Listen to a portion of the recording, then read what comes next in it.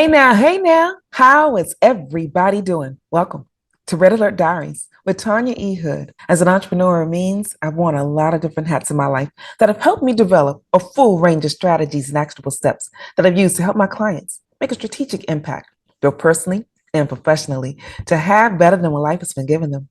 On this podcast, we have conversations that's real talk, marriage, divorce, money, and legacy. And I want you to join me on the journey. Today, I want to have a conversation about telling your story.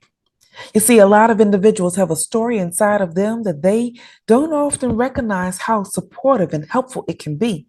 Because when we start off sharing our story, we start off sharing it with family, friends, and loved ones. And when you're doing it there, why you're doing it is what you got to pay attention to.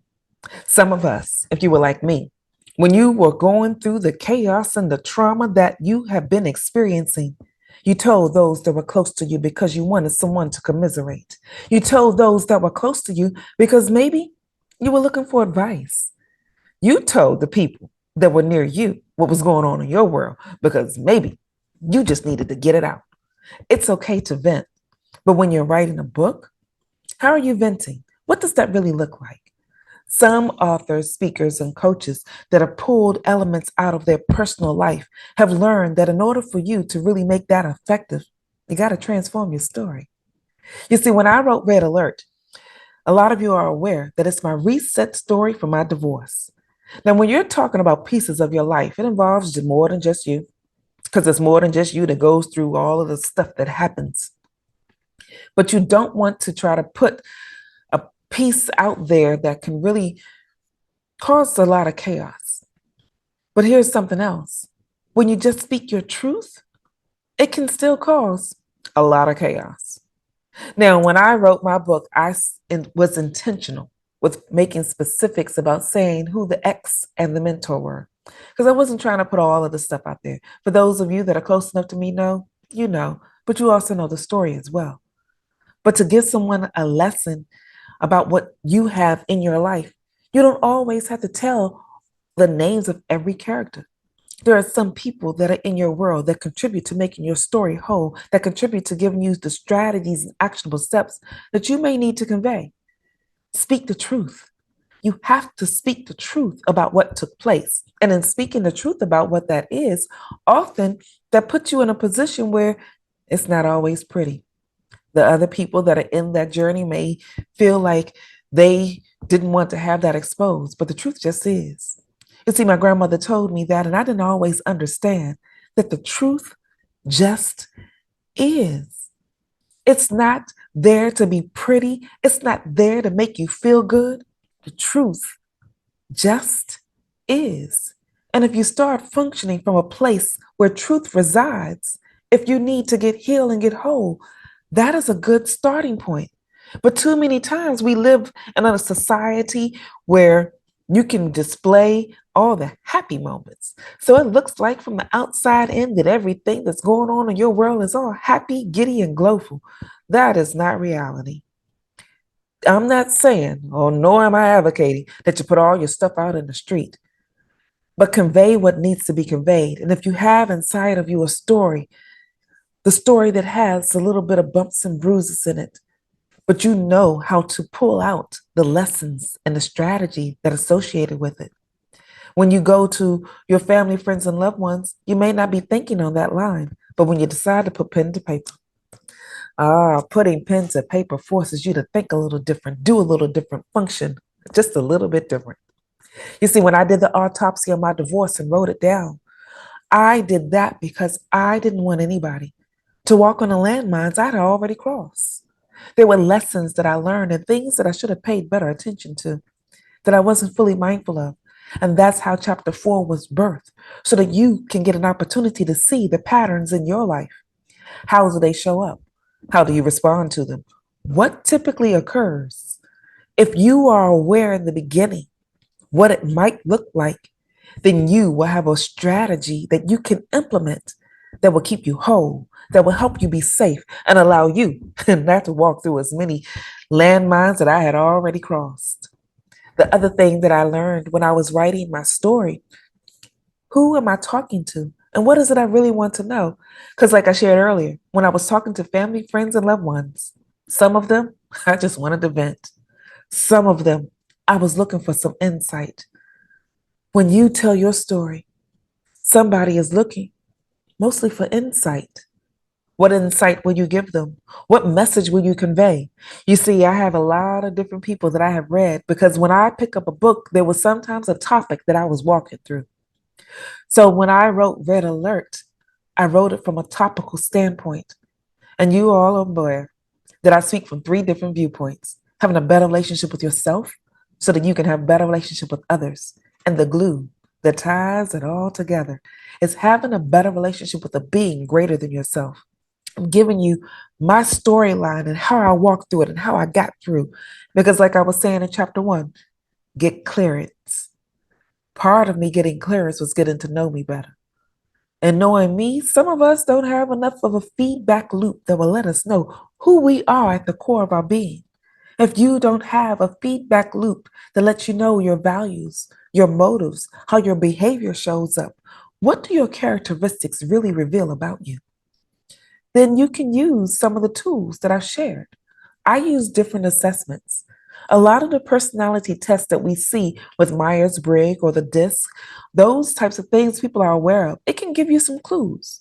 And just like any personality assessment, including the one that I provide that lets you know how you can quickly eliminate conflict, it just gives you an idea of what you are showing up.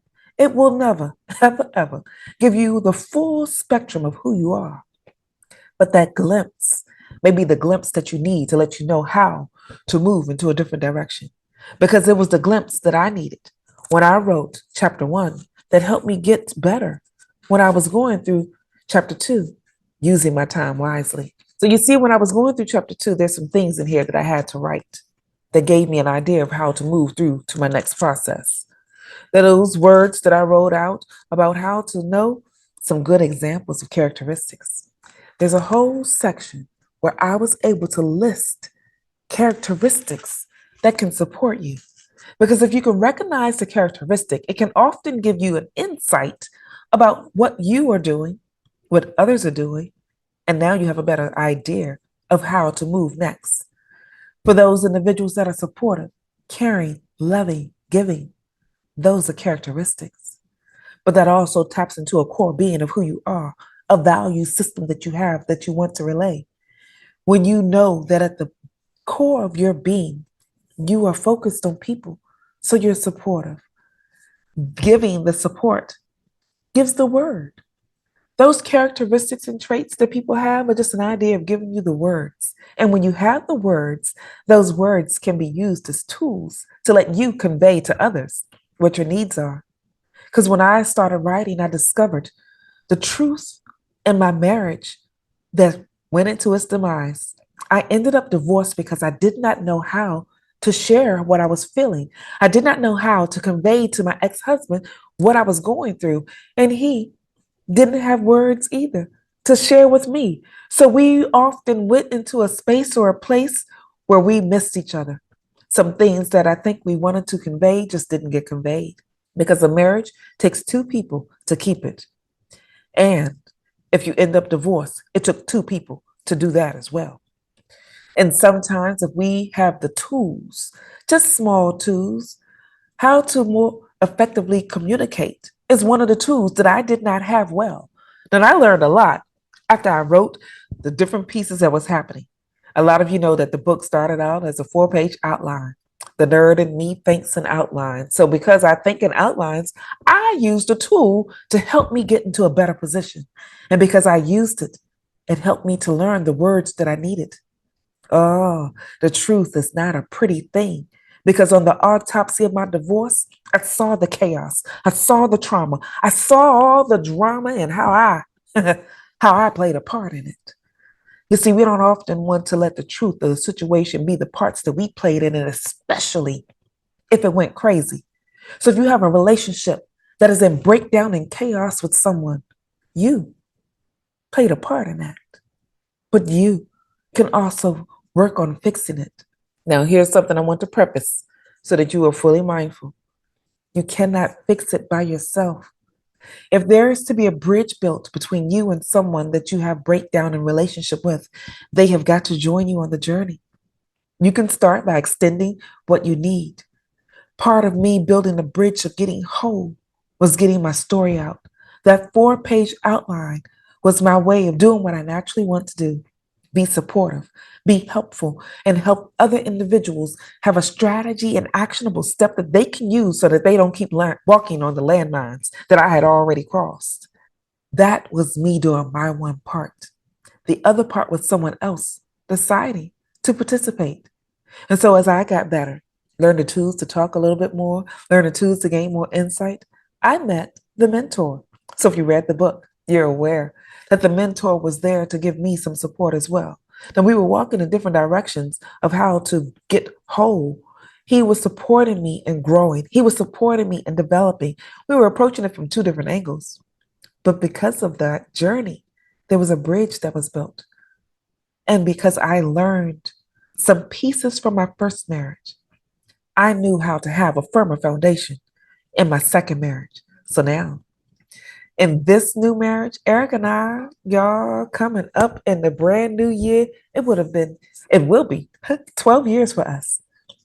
We have gone through expanding the conversation, expanding the tools that we need to communicate effectively so that we can keep building a bridge to hold the relationship between us better. If you are looking to build a bridge, open up the doorway. Let it be known that you want to connect. And if that person comes over and join you on the journey, that will be great. But if they don't, you decide in your heart how much your heart can take to keep extending the olive branch to build the bridge. But live in truth, because it's in the truth of what occurs in our world that we can fully function. I would like to build a bridge to everybody in my world that I have broken places in. But I am fully aware that I may not always be able to do that. But I will control the part that I can, share the message that I can, learn as much as I can to be more effective. And reading someone else's story can be a support system to help you there as well. There's so many different people's stories that I'm thankful that they wrote how they made it through their chaos, how they got to their breakthrough, how they were able to build a bridge to get to the other side of their journey. In Red Alert, is he the one? That is part of my bridge to build on how to get through to the other side of the journey. And there have been people in my world who I was in breakdown over because they read the story where the truth just was revealed as a landing pad for us to move into a better direction. They got the chance to reach back. I've got some new relationships built out of old relationships that were broken because I chose to tell my story now from a place of transformation and a place of healing. And so for today, if you don't remember anything else I've shared, here's the one thing I want you to know. Tell your story. Tell your story because it will help someone else. Tell your story because often it will help you. Tell your story because it will give you the words that you can use as a tool to help you build a bridge to get to the other side. And if you want someone to join you on the journey, feel free to go to my website, TanyaEhood.com. There you can click under the Work With Me tab and see the various ways that we can work with one another. And if you're on Instagram, you can join me live every Tuesday at 7 p.m. Eastern Standard Time, where we can continue the conversation or we can start a new one. And in the meantime, this is Tanya E. Hood walking in my purpose. And I want you to do the same.